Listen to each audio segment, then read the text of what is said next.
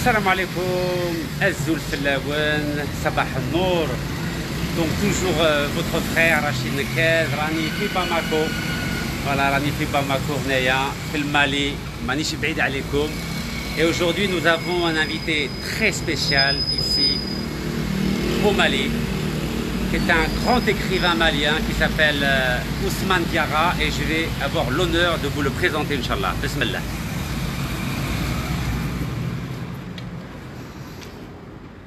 Salam alaikum, bonjour monsieur l'écrivain, monsieur Ousmane Diarra, je vais vous présenter au public algérien. Merci beaucoup pour votre accueil ici dans votre pays du sens de l'honneur. Ça moi de vous remercier. Dans notre pays, comme vous l'avez dit, quand je vais en Algérie, c'est dans mon pays. Donc vous connaissez l'Algérie? Oui, oui, bien sûr. Pas jusqu'à la campagne, mais je suis allé à Alger plusieurs fois au Salon du livre d'Alger, oui, et à d'autres occasions. En plus, je viens de lire un livre, Les Chevaux du Soleil, oui, l'Algérie de 1730 à son indépendance, écrit par l'écrivain français Gilles Leroy. Oui. J'étais en juin dernier dans sa résidence. Là, j'avais lu d'autres livres sur l'Algérie, mais j'ai beaucoup appris. Dans ce livre, j'ai beaucoup appris sur l'histoire de l'Algérie, sur la guerre d'indépendance qui a commencé dès l'occupation en 1730. C'est ce que j'ai compris, jusqu'à 1962, à l'indépendance. Une période très douloureuse à la fois. Une période extrêmement douloureuse pour l'Afrique. En Afrique. Il faut le dire aussi, celui qui a écrit ce livre, qui est un ancien colonel devenu de l'armée française, devenu écrivain, il a fait de la façon d'un intellectuel. Impartialité, il prend pour. D'ailleurs, il comprend la révolte des populations algériennes. C'est dont cette population, et c'est très courageux, parce que quand il a publié le livre, l'indépendance de l'Algérie venait d'être conquise. Donc c'est très courageux, vraiment, c'est un acte de militant de publier ce livre-là et de ressortir toutes les souffrances, toutes les brimades, voire les tueries dont les Algériens étaient victimes de la part des colons. Tout à fait. Voilà. Et vous connaissez des écrivains algériens? Oui, j'en connais beaucoup. Boualem Sansal, je l'ai cité, Abdelkader Djema et Kamel Daoud, on se rencontre dans les salons. Donc vous connaissez bien Boualem Sansal? Ah, bien sûr, c'est mon ami. Masha'Allah, Masha'Allah. C'est mon ami, Boualem Sansal. Et vous savez où il habite en Algérie? Boumerdes. Incroyable, donc vous connaissez Boumerdes? Ben oui. Masha'Allah. Vous avez été là-bas? On devait aller ensemble, mais j'étais à l'hôtel. Il est venu me voir à l'hôtel, on devait aller ensemble à Boumerdes. Alhamdulillah. Mais c'était 3 jours seulement, on n'a pas pu. Mais je compte m'y rendre. Eh bien, Inch'Allah, on aura l'occasion de vous inviter aussi en Algérie. Vous savez que l'ancien président algérien, donc Abdelaziz Bouteflika, on l'appelait pendant la révolution algérienne entre 54 et 62, Abdelkader, le Malien. Exactement. Ouais, donc il y a un lien très fort. Oui, il a un lien très fort, le grand écrivain malien Sédou Badjan, qui a été un homme politique et un compagnon du président Modibo Keïta. Il nous en parle très souvent. Le grand président Modibo Keïta. Il nous en parle très souvent que l'ancien président Bouteflika était au Mali, à Gao. Exactement. Que de là-bas, il était pour l'indépendance et qu'on l'appelle Abdelkader Mali, c'était son nom codé. Incroyable. Soldat de guerre. Vous savez que les Algériens ne savent pas que le Mali, avec l'Éthiopie, les soldats maliens et les soldats éthiopiens ont aidé à pacifier les frontières entre l'Algérie et le Maroc en 1963 et que pendant 1 an, 1000 soldats maliens et éthiopiens ont évité qu'il y ait une guerre entre le Mali et l'Éthiopie. Entre le Maroc et l'Éthiopie. Voilà, exactement, pardon. Et l'Algérie plutôt. Le Maroc et l'Algérie, tout à fait. Et le peuple algérien ignore ce détail de l'histoire qui est très, très, très important, en ce sens que les soldats maliens, de notre frère malien, nous ont aidés à éviter une guerre entre l'Algérie et le Maroc. Tout à fait. Tout à fait. Oui, je l'ai appris dans l'histoire. Ce n'est pas non plus beaucoup diffusé au Mali et en Afrique, mais je crois que c'est cela qui a abouti à la création des non-alignés et de l'Union africaine. Tout à fait. C'est ça qui a abouti à ça. Il faut que tout cela soit enseigné et su dans les écoles en Afrique du Nord comme en Afrique subsaharienne, pour qu'on sache que nous sommes des frères, nous sommes des sœurs, et que la couleur de la peau n'est qu'un hasard. Ça va permettre non seulement j'ai l'habitude de l'écrire, que le Mali, c'est un pont. Je l'ai dit au Maroc, je l'ai dit dans une université. Le Mali, c'est un pont entre l'Afrique subsaharienne et l'Afrique du Nord. Il faut entretenir ce pont, il ne faut pas le casser. Un trait d'union. Un trait d'union. Tout à fait.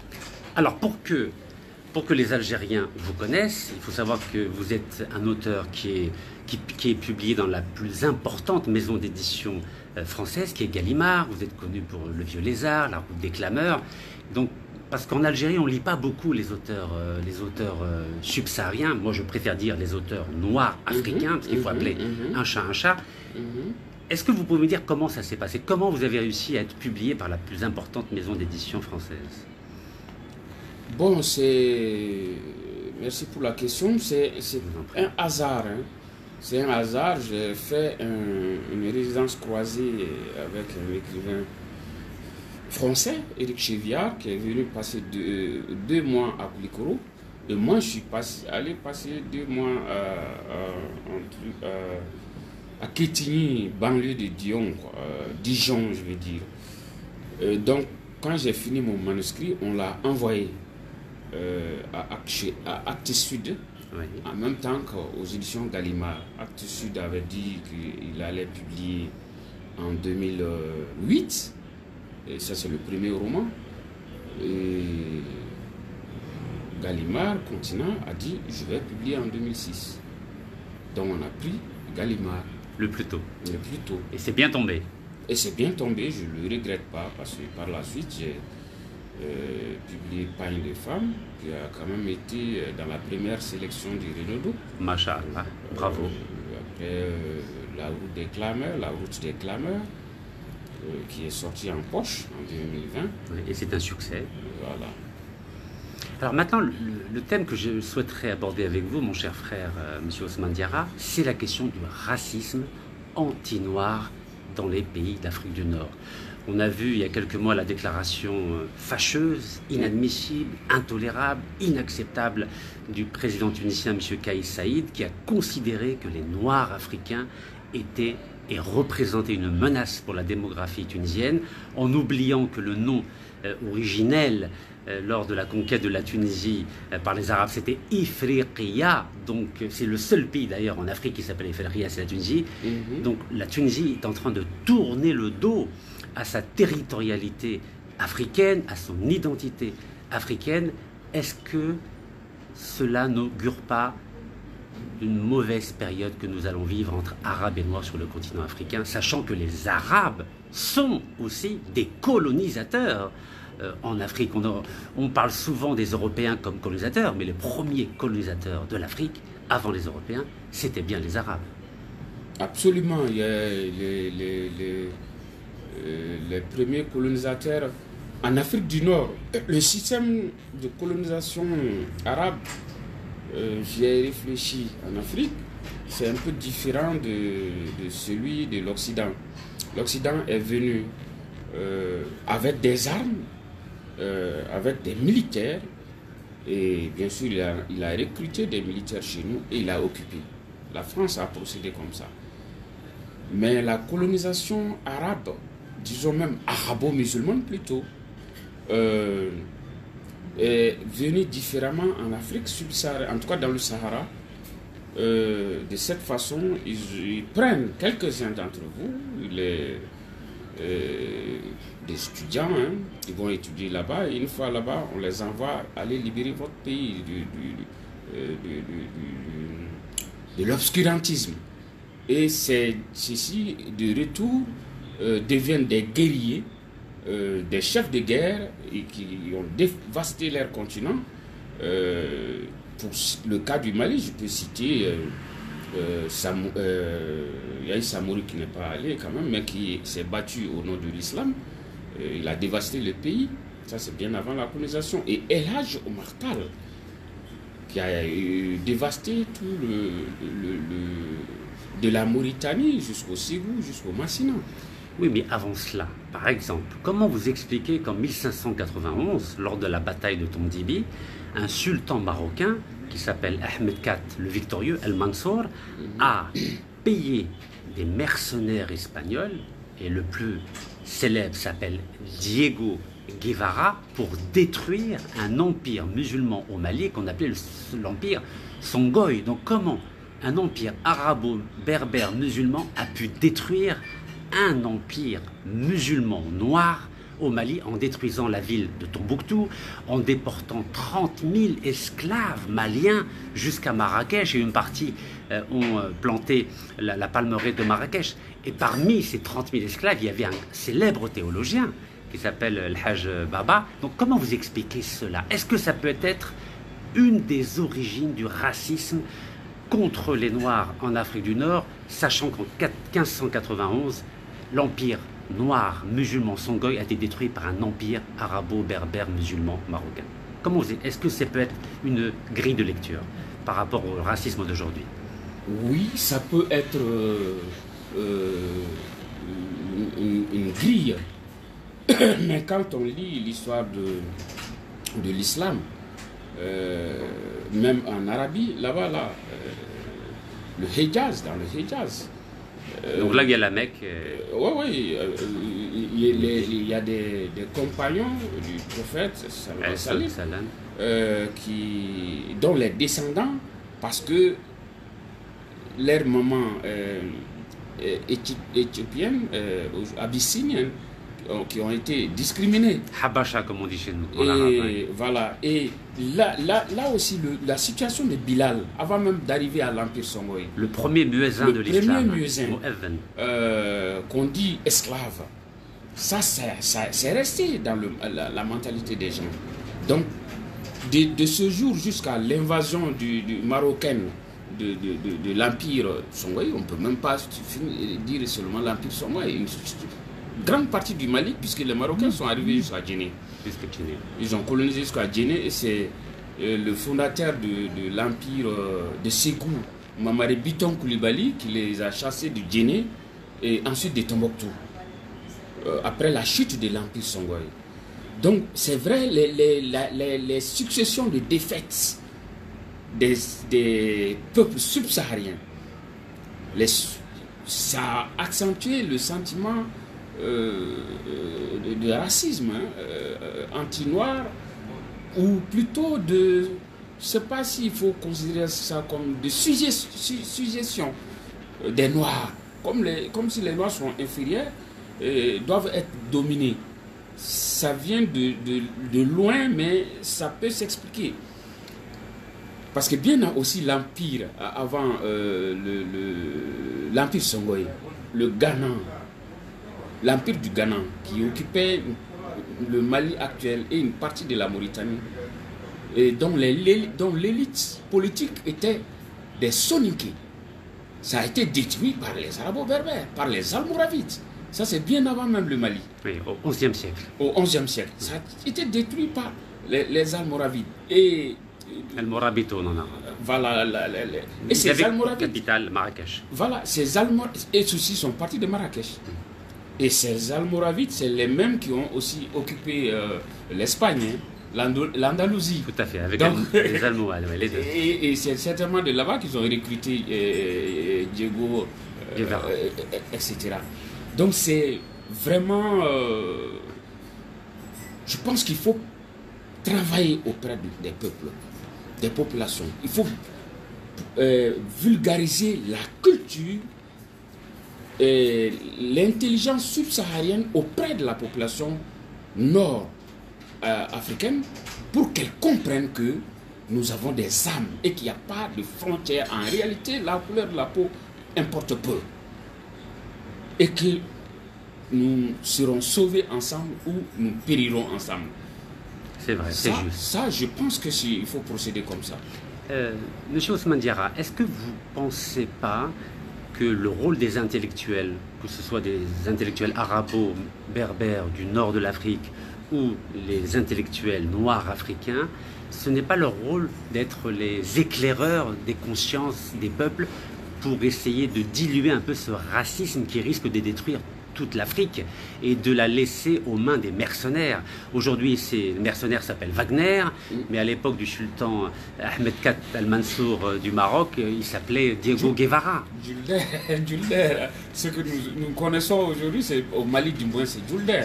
Ouais. Oui, c'est le même système. Hein. Je crois que quand j'ai lu et que j'ai réagi, c'est ce que j'ai dit. Si on ne met pas les peuples, ne se mettent pas ensemble, il y a un grand danger qui nous menace. Comment on peut mettre les peuples ensemble? De quelle façon? C'est la culture. C'est la culture. Comme vous l'avez dit, c'est les intellectuels, c'est la culture. Faire connaître les œuvres, la littérature. Je l'ai dit, je le répète au Maroc. Je l'ai dit au Maroc. Vous avez été victime de racisme, vous, à titre personnel, ou vous avez entendu parler? Franchement, non, on m'a toujours respecté. Franchement, non. Alhamdoulilah. Mais j'ai eu des témoignages. Alors, que disent ces témoignages? Les étudiants, je crois en 2019 du retour d'Alger, j'ai voyagé avec une jeune femme.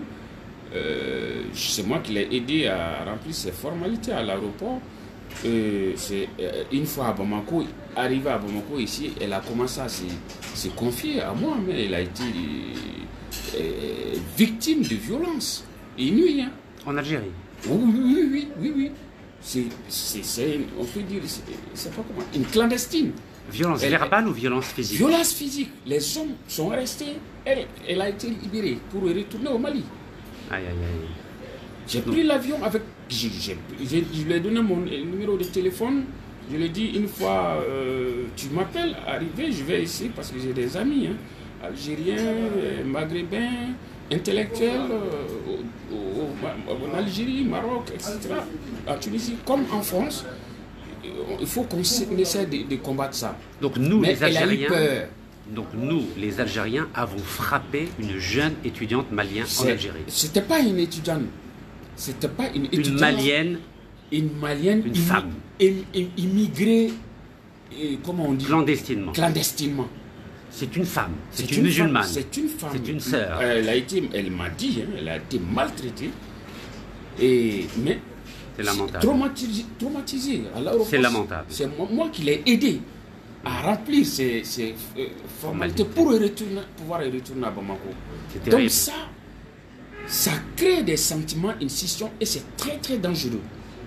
C'est très dangereux parce que ça va nous péter à la tête, à la figure. Donc, ça va se changer en haine entre Africains blancs et Africains noirs. Ce n'est pas normal. Est-ce que ça a commencé, cette haine entre Arabes et Noirs en Afrique? On peut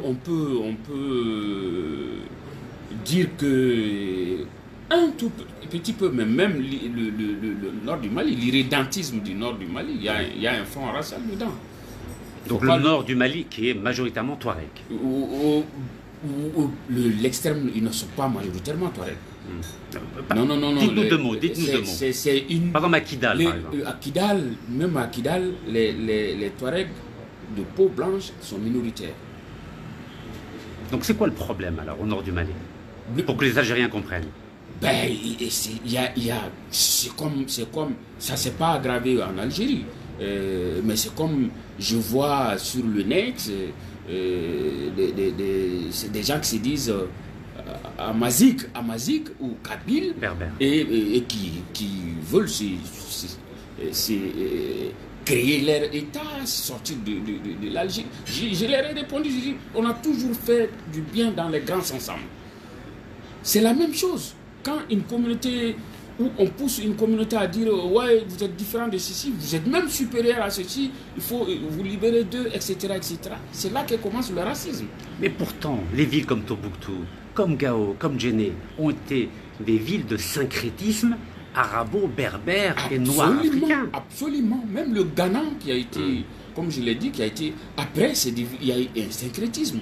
J'ai eu à l'écrire la célébrité de la ville de Tombouctou, de son savoir, de ses connaissances. C'est théologien. C'est en théologie, médecine, etc. Il y a une grande bibliothèque à Tombouctou. Et la source, c'est à la fois musulmane, arabo-musulmane et locale, même animiste. Parce qu'il y a des manuscrits qui sont dans les langues maliennes. C'est l'équivalent en Afrique de Cordoue en Espagne. Voilà. Où il y avait les juifs, les musulmans et les chrétiens qui travaillent ensemble pour la pensée universelle. Tout à fait, tout à fait. Tombouctou était comme ça. Et vous savez, en Algérie, personne n'est au courant de cette richesse culturelle, intellectuelle et spirituelle de Tombouctou. Comment on peut mettre fin à cette ignorance des deux côtés? Je pense que c'est le monde de la culture, c'est-à-dire l'État. Je connais l'État, le rôle de l'État algérien dans la culture, la promotion de la culture, SILA, etc., etc. Donc ça à l'État, aux deux États, sinon aux différents États d'ailleurs, de fédérer leurs moyens pour que le savoir circule entre l'Afrique subsaharienne et l'Afrique du Nord et l'Afrique noire. Parce que le racisme se nourrit de l'ignorance. Par exemple, je vous donne un exemple. Comment se fait-il que l'Arabie Saoudite a attendu 1962 pour abolir l'esclavage? Comment se fait-il que la Mauritanie a attendu 1980 pour abolir l'esclavage et il y a encore des restes d'esclavage en Mauritanie, en Libye, au Tchad? Comment on combat l'ignorance lorsqu'on voit que des pays arabo-musulmans ont attendu 1962 et 1980 pour abolir l'esclavage? Parce que dans les textes sacrés musulmans, l'esclavage, même s'il n'est pas légitimé, est toléré. Alors que le vin et l'alcool sont interdits. Sont interdits. Donc c'est plus grave. C'est plus grave. D'interdire l'alcool. C'est ça la contradiction. C'est-à-dire faire du mal à son prochain, esclavagiser son prochain, le maltraiter, etc. On a l'impression que cela dérange moins notre religion que boire de l'alcool. C'est extraordinaire quand même. C'est extraordinaire. Et quand on voit que même Bilal, le premier muezzin, n'a pas été affranchi, il a été échangé contre un autre noir. Par Abou Bakr Siddiq. Oui, c'est là, c'est ça. Dans un livre que j'ai lu, vous savez, même quand l'Occident, après sa victoire sur l'Empire ottoman, pas sa victoire totale, ils ne l'ont pas détruit, mais affaibli. Ils ont imposé l'interdiction de l'esclavage. Tout à fait. Ils ont envoyé l'empereur ottoman a instruit au gouverneur du Hejaz, son gouverneur du Hejaz, le gouverneur ottoman du Hejaz, d'appliquer ces lois, mais les oulémas ont marché. Ouais. Ils ont manifesté, ils ont dit que... Ils ont refusé. Voilà, ils ont dit, si c'est ça, on va pas... Si nous sommes laissés gouverner, je paraphrase, par vous, c'est parce que vous êtes des musulmans, mais vous êtes en train de violer les lois musulmanes, donc vous n'êtes pas légitime à nous gouverner. Ils ont balancé ces... c'est terrible, hein. Voilà. C'était les talibans de l'époque. C'est ça, c'est ça. Donc, il faut que nous aussi, nous acceptions de critiquer ces réalités. Et nous, j'aime pas beaucoup le terme, mais le terme aujourd'hui vaut son pesant. Nous, les intellectuels. Tout à fait. Il faut que nous prenions nos responsabilités pour affronter ces non-dits-là. Parce qu'il y a beaucoup de non-dits. Il faut crever l'abcès. pour crever l'abcès. Il y a beaucoup de non dits, il y a beaucoup de silence, il y a beaucoup... C'est ça qui nourrit les suspicions et toutes les incompréhensions. Donc il faut briser ça. Il faut briser cela, rapprocher les auteurs, pas des auteurs qui écrivent pour plaire à tel ou tel régime. Il faut qu'ils s'autonomisent. À tel ou tel pouvoir. Pas de ces auteurs-là. Mais les auteurs qui connaissent, qui puissent dans le passé, qui savent tout, mais qui sont assez ouverts pour se soucier du futur, notre modernité future. Alors comment, ce sera la fin de notre entretien, comment on peut construire un futur du vivre ensemble au-delà de ce racisme qui est primaire et qui est en train de ronger les sociétés africaines aujourd'hui, notamment en Afrique du Nord, contre les Noirs musulmans. Faire circuler la culture. Parce que tout part de la culture. Vous avez vu la vidéo où un jeune Tunisien a frappé à Abidjan, en Côte d'Ivoire, un policier ivoirien. Il a frappé dans son propre pays. Oui, j'ai vu. Ça fait mal. Ça fait mal. L'acte de frapper comme ça, moi j'ai eu à corriger. Je le dis, quand j'étais au lycée, à Nyarela ici. Très bien. Et j'étais à Nyarela. Ma maison était à Bamako. Ma chambre, la fenêtre.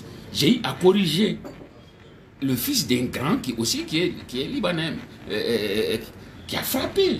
Quand je suis sorti... Donc ici, à Bamako, ici, au Mali. quand je suis sorti, le monsieur enseignant était étendu par terre. Il lui donnait des coups de pied, comme ça. Il l'insultait.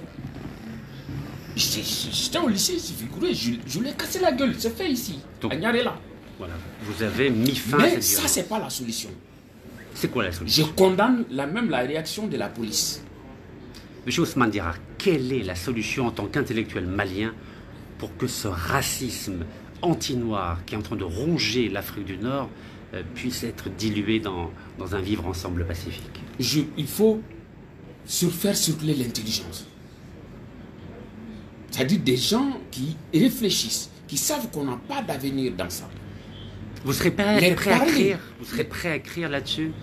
Ah ben oui, Si je sors de mes livres, tous mes livres c'est autour de ça. Hein. Je ne supporte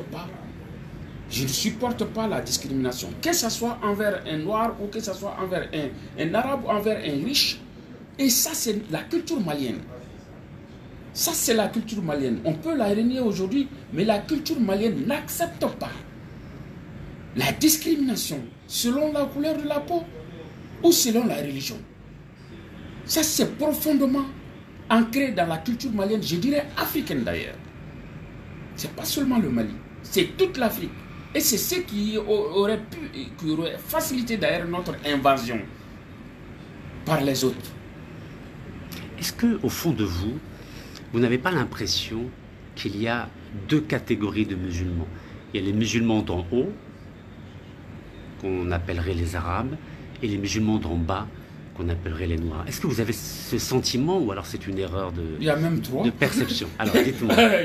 Parce que j'ai vu une vidéo sur Twitter où les Arabes du Golfe, un Arabe du Golfe parle, il dit les Maghrébins ne sont pas des Arabes. Les Arabes du Maghreb ne sont pas des Arabes. Ils sont arabo-berbères.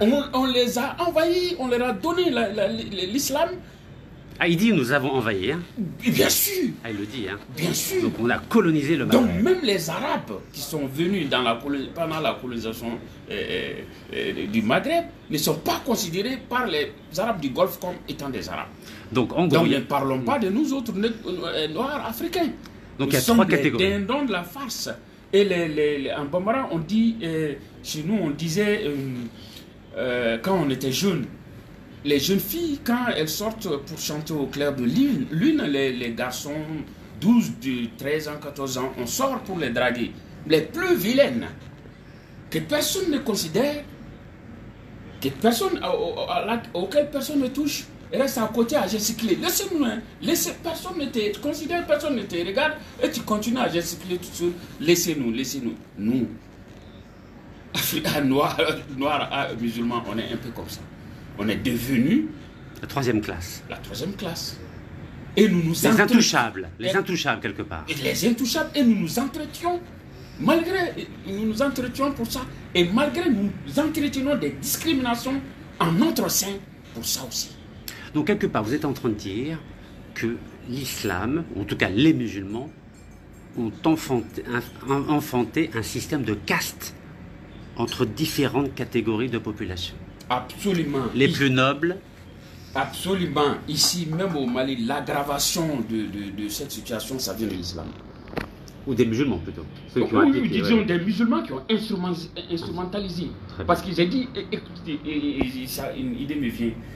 Dans mes réflexions, je dis si au Mali, on ne sait pas qu'on chante, qu'on écrit des poèmes en arabe, qu'on chante, qu'on danse en arabe. Ah oui. Ah non. L'écrit arabe, non, ça, la civilisation, la culture n'est pas amenée, mais c'est la religion qui remplace tout. Quand on tombe sur un bout de papier plié comme ça, là, on ouvre, on voit l'écriture arabe, même si c'est une insulte à nos parents, on plie, c'est le nom de Dieu, on met dans notre poche. Donc, ce n'est pas la civilisation, la culture, les chants, les danses, la poésie. Il y a des très grands poètes arabes et persans. Ça n'a pas accompagné la religion. Tout ce que on nous a amené, c'est les textes sacrés. Et je dis, ceux qui ont maîtrisé l'écriture arabe, s'ils voulaient même, les premiers, s'ils voulaient que tout le Mali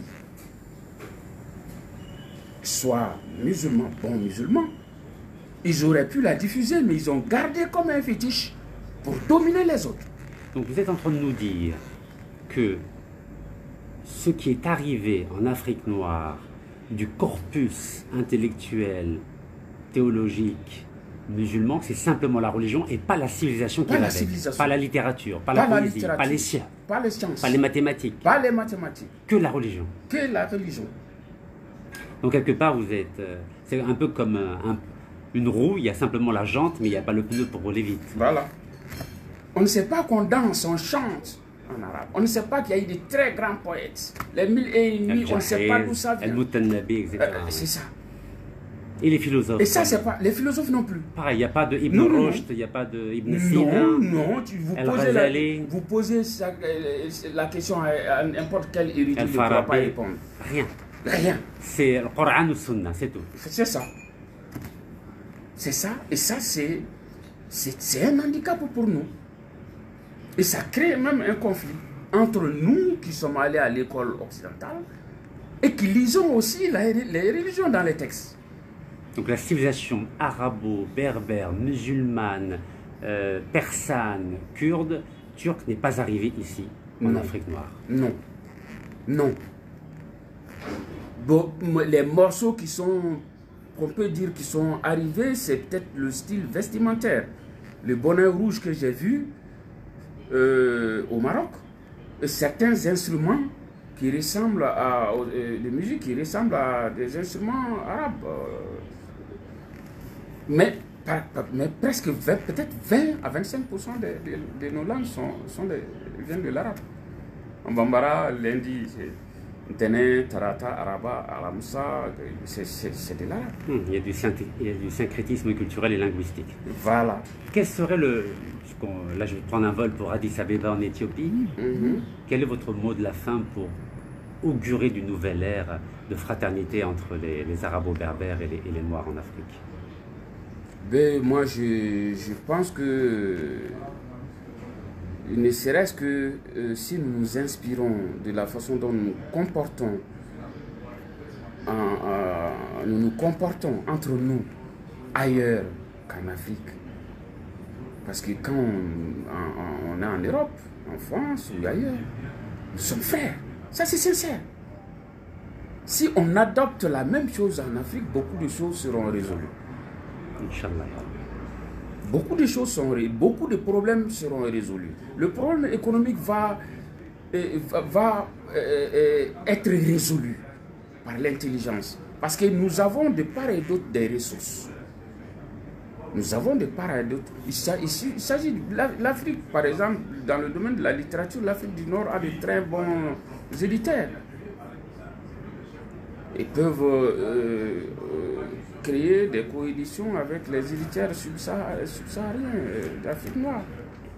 Une idée me vient à l'esprit. Est-ce que ce serait envisageable, par exemple, une fédération entre l'Algérie, le Mali et le Sénégal? Parce qu'à un moment donné, en 1960, il y avait la fédération du Mali qui regroupait le Mali et le Sénégal. Est-ce que c'est envisageable une fédération entre l'Algérie, donc Méditerranée, Bamako, donc le Mali, et le Sénégal, donc Méditerranée, fleuve du Niger et Atlantique? Bah, pourquoi pas? Pourquoi pas? Dans la nouvelle configuration géopolitique, tout est possible. Hein? Tout est possible, c'est envisageable. Même pas parce que seulement l'Algérie, mais le Maroc. Oui, bien sûr. Le Maroc, parce que... Dans un deuxième temps, quand on aura réglé les problèmes de frontières. Si ce problème n'est pas, il faut que je vous l'ai dit à vous, mes frères, algériens et marocains, résolvez ces problèmes, ces différents fratricides entre vous. Parce que ça a beaucoup de répercussions sur l'Afrique noire, vous ne le savez pas. Alors dites-nous en plus. Non, l'affaiblissement de l'Afrique, ça vient de là. En parle, je ne dis pas tout s'explique par ça. Mais l'affaiblissement de l'Union africaine, une des causes vient de là. Donc du problème entre l'Algérie et le Maroc. Oui. À cause du Sahara occidental. Au cours du Sahara espagnol. Mettez-vous d'accord en toute fraternité. Vraiment que ces différends soient résolus. En toute fraternité, vous allez voir la répercussion sur l'Afrique noire. Et vous ne pensez pas que vous pouvez peut-être là aussi nous aider? Parce qu'en 1963, le Mali a aidé l'Algérie et le Maroc à faire la paix. Vous ne pensez pas qu'aujourd'hui le Mali peut aussi aider l'Algérie et le Maroc à faire la paix? Le Mali peut aider l'Algérie et le Maroc, mais dans la situation... En tant que médiateur. En tant que médiateur, mais Moro Keïta n'est pas le président d'aujourd'hui. Je ne dis même pas le président, mais les présidents maliens d'aujourd'hui. Mais Modibo Keïta a joué son rôle en 1963. Avait une crédibilité internationale. Avec Haïlé Sélassié. Avec Haïlé Sélassié, une force de conviction et une ouverture d'esprit incroyable. Sinon, c'est plus facile aujourd'hui de concilier le Maroc et l'Algérie que quand les deux armées étaient face à face. En train de faire la guerre. Voilà. Lors de la guerre des sables. Lors de la guerre des sables. C'est plus facile aujourd'hui parce qu'ils ne sont pas en guerre, même si les relations sont très exécrables. Mais ce n'est pas la guerre ouverte. Donc c'est plus facile aujourd'hui. Donc le Mali peut jouer un rôle. Le Mali peut jouer un rôle. Le Mali comme d'autres pays stables. Hein. J'ai dit des pays stables parce que le Mali n'est pas stable pour le moment. Moro Keïta était solide. Moro Keïta était solide. Eh bien, écoutez, sur cette belle promesse de paix et d'appel à la fraternité entre à la fois le Maroc, l'Algérie, le Mali et plus largement l'Afrique, on va se quitter et je vous remercie beaucoup, Monsieur Ousmane Diarra, de nous avoir accueillis ici à Bamako, dans notre pays, et qui compte beaucoup pour les Algériens et pour tous les Africains. Et j'espère nous revoir bientôt à Alger aussi, et vous serez notre invité cette fois-ci, Inch'Allah. Merci beaucoup. Merci, Rachid. Barakallahu fik. Merci, voilà. Donc on va se mettre debout pour une belle photo. Et voilà, et donc je vous dis salam alaikum, je vous dis à très bientôt. Et là je m'envole vers Addis Abeba, en Éthiopie. On se reverra avec le grand intellectuel malien, Monsieur Ousmane Diarra, à Alger, Inch'Allah. Barakallahu fikum. Merci beaucoup. Merci. Salam alaikum. Wa alaikum salam.